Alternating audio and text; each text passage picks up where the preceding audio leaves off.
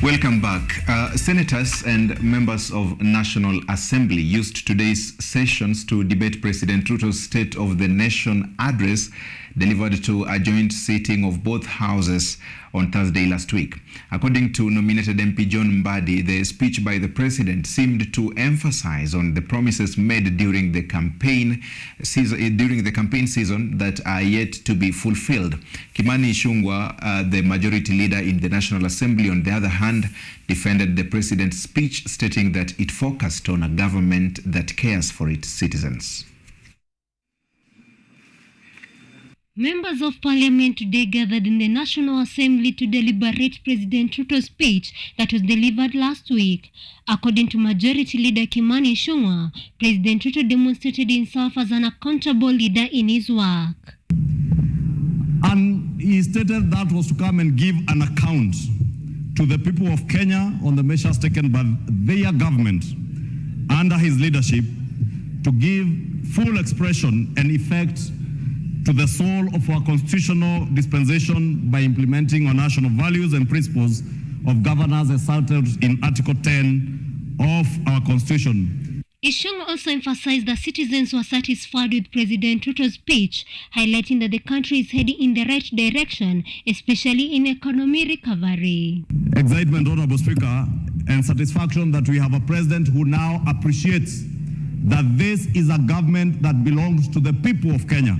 And in his opening statement, Honorable Speaker, he spoke to the measures being taken by the people's government.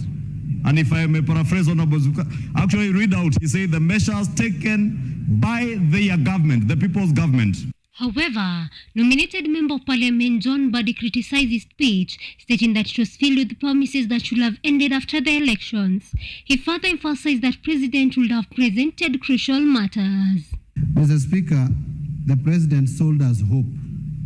And today I've also listened to the Majority Leader. He has sold us excuses. So, Mr. Speaker, I just want to remind the two leaders that you cannot sell hope and excuses 14 months into your leadership. I want to remind them that this administration has taken 25% of the time that they were given by the people of Kenya, if at all the people of Kenya gave them.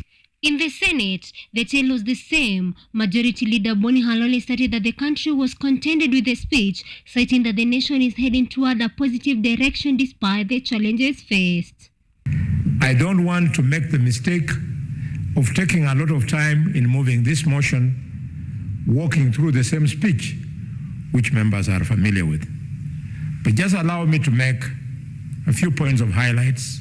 The first one, Mr. Speaker, being the fact that the country was impressed with the president's commitment to the need for us to transform this country.